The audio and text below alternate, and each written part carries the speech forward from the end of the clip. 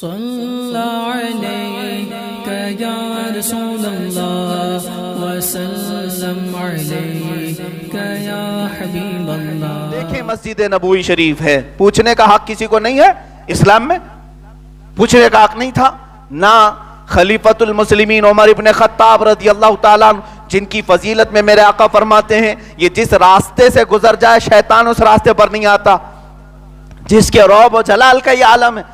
اس خلیفۃ المسلمین عمر ابن خطاب رضی اللہ تعالیٰ عنہ کا حال یہ تھا کہ لوگ ڈر کر کانپتے تھے، وہ کوڑا اپنے کندھے پر لے کر کے ہی گھومتے تھے، کہیں کوئی حرام کاری کرتا ہوا دکھائی دے دیا تو پھر اس کی شامت آنی تھی۔ ایسے رعب و دبدبے والے خلیفۃ المسلمین اگر مسجد نبوی میں خطبے کے لیے کھڑے ہیں اور پوچھیں صحابہ سے کہ ہے کسی کو کوئی سوال، تو صحابہ یوں نہیں کہ خاموش چھپ کر کے بیٹھ جائیں کہ یہ وقت کا عظیم خلیفہ ہے جس سے قیصر و کسریٰ کانپتے ہیں، نہ پوچھو کچھ بھی نہ پوچھو، نہ، صحابہ نے ہمیں مزاج دیا۔ اسی مجمع میں صحابی رسول حضرت سلمان فارسی کھڑے ہوتے ہیں، پوچھتے ہیں امیر المومنین آپ سے میرا یہ تیکھا سوال ہے۔ تیکھا سوال کیا ہے کہ مال غنیمت میں جو کپڑے تقسیم ہوئے سارے صحابہ کو، آپ بھی اس جہاد میں تھے، سب کو برابر برابر کپڑا آیا اور کسی کا بھی جبہ پورا نہیں بن رہا ہے، آپ کا جبہ پورا کیسے بن گیا؟ کیا آپ نے مال غنیمت میں سے اپنے لیے زیادہ کپڑا لے لیا؟ یہ پوچھنے کا حق بھی اسلام نے ہمیں دیا ہے۔ وقت کے خلیفہ اسلام کو صحابی رسول مجمع میں سے پوچھ رہے ہیں، اور حضرت عمر فاروق نے یہ نہیں کہا کہ اس کو باہر کر دو، نکال دو، یہ سوال کیسا کرتا ہے؟ آج پرائم منسٹر سے کوئی میڈیا والا پوچھ نہیں سکتا، ہاں پوچھے گا تو یہ پوچھے گا آپ آم کیسے کھاتے ہیں، باقی یہ نہیں پوچھے گا کہاں گئے پیسے، کہاں گیا کالا دھن، یہ نہ پوچھے، سارا سکرپٹڈ ہے۔ یہ ڈیموکریسی ہے جس میں ڈکٹیٹرشپ لائی گئی ہے، یہاں سوال کرنے کا حق نہیں۔ آپ ان سے نہ پوچھو، ان کے دشمنوں کو جتنا کھود کر کے پوچھو اتنا اچھا سمجھا جائے گا آپ کو، ان کو نہ پوچھو۔ ہاں حضرت عمر فاروق رضی اللہ تعالیٰ عنہ نے اپنے دربار سے نکالا نہیں، جواب دیا، فرماتے ہیں میرے بیٹے عبداللہ بھی جہاد میں شریک تھے، ان کو بھی کپڑا ملا، مجھے بھی ملا، انہوں نے اپنا کپڑا مجھے ہبا کر دیا، میں نے دونوں ملا کر کے سلا لیا، میرا جبہ پورا ہو گیا۔ جواب دے دیا، مطمئن ہو گئے صحابی رسول، بیٹھ گئے۔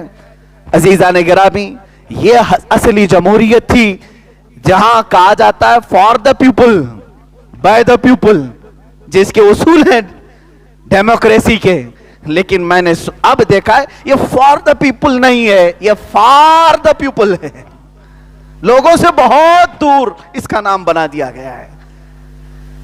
عزیزان گرامی، بائی دا پیپل نہیں ہے، یہ بی وائی نہیں ہے، بی یو وائی ہے، لوگوں کو خرید لو، by the people for the people. آج جس حالت سے ہم گزر رہے ہیں یہاں ہمیں اپنے احتساب کی ضرورت ہے۔ ہم اس مقدس جماعت سے وابستہ ہیں جن کو اللہ نے فرمایا کنتم خیر امت اخرجت للناس، تم کو میں نے سب سے بہترین امت بنایا ہے۔ سب سے بہترین امت کس لیے ہو؟ تأمرون بالمعروف وتنہون عن المنکر وتؤمنون باللہ، تم ہمیشہ حق کی بات کرتے ہو اور تم برائیوں سے روکتے ہو اور اللہ کو بغیر دیکھے مانتے ہو، اس لیے تم خیر امت ہو۔ آج ہم حق کی بات کریں گے انشاءاللہ العزیز، چاہے اس پر کسی کی ناراضگی ہو۔ ہم نے سنا ہے الحق مرن، حق بات کڑوی ہوتی ہے، لیکن میں بارہا کہتا ہوں بخار کی گولی بھی کڑوی ہوتی ہے، نگل لو تو اچھا ہے، تمہارا بھلا ہے، بیماری نکل جائے گی۔ آج میں ان تمام علماء سے بھی کہنا چاہتا ہوں جن کو اللہ تعالیٰ نے انعام میں منبر رسول عطا کیا ہے، تمہارے سے سوال کیا جائے گا قیامت کے دن۔ قرآن کہتا ہے وَإِذَا أَخَذَ اللَّهُ مِيثَاقَ الَّذِينَ أُوتُوا الْكِتَابَ لَتُبَيِّنُنَّهُ لِلنَّاسِ وَلَا تَكْتُمُونَهُ، اللہ نے ایک وعدہ لیا ہے علماء کی جماعت سے کہ جب تم جاؤ گے تو حق بیان کرو گے لوگوں کو اور کوئی بھی حق بات چھپاؤ گے نہیں۔ علماء سے اللہ نے یہ وعدہ لیا ہے، کب؟ ہماری روحوں سے وعدہ لیا ہے، جو عالم آج ہیں ان سے اللہ نے وعدہ لیا، اور اس وعدے پر جو عمل کرے گا آج وہ حق ضرور بولے گا، چاہے ظالم کی حکومت ہو۔ میں نے امام احمد بن حنبل رضی اللہ تعالیٰ عنہ کا واقعہ پڑھا، اللہ اکبر، تین بادشاہ آئے، تینوں نے آپ کو کوڑے مارے، तीनों ने कोड़े मारे वक्त के इमाम को। सिर्फ बात क्या थी, उनके मिजाज की बात नहीं करते थे। बादशाह कहता था कहो कुरान अल्लाह का मखलूक है, ये फना हो जाएगा, फना हो जाएगा। इमाम अहमद बिन हंबल कहते थे कुरान अल्लाह की सिफत है, हमेशा बाकी रहेगा। कोड़े मारो। वक्त का खलीफा कोड़े मारने का हुक्म देता, 100 कोड़े मारे गए, पीठ झुक गई थी आपकी कोड़े खा करके। वो बादशाह गया, दूसरा आया, उसकी अदालत में भी फैसला आया, कहा कहो कुरान फानी है, मखलूक है। कहते नहीं, कुरान बाकी है, अल्लाह की सिफत है। कोड़े मारे गए। उस जमाने की एक बात मैंने देखा, एक चोर उस जमाने का इमाम अहमद बिन हंबल को जब कोड़े मारे जा रहे थे तो उसने इमाम अहमद बिन हंबल से मुलाकात की और कहा, मुझे जानते हो अहमद बिन हंबल, मैं फला चोर हूं। कहा तेरा तो सुना है। कहा मैं चोरी में बहुत बार पकड़ा गया हूं और अब तक मुझे 1500 या 15,000 कोड़े लग चुके हैं, लेकिन मैंने चोरी अभी भी नहीं छोड़ी है। वो क्या कहता है, अभी भी मेरी चोरी छूटी नहीं। 1500 या 15,000 दोनों बातें आई, मुझे इतने कोड़े लग चुके, मैं चोरी नहीं छोड़ा। ऐ अहमद बिन हंबल, खुदा का वास्ता देता हूं, जब एक गलत चीज में कोड़े खा के नहीं छोड़ा तो हक बात कभी कोड़ों के डर से ना छोड़ना, कोड़ों के डर से हक बात ना छोड़ना। इमाम अहमद बिन हंबल कहते हैं मेरी जिंदगी वसूल हो गई। एक चोर ने बताया वो बातिल चीज नहीं छोड़ रहा कोड़ों के डर से, तो हम हक बात को कोड़ों के खौफ से क्यों छोड़े हैं।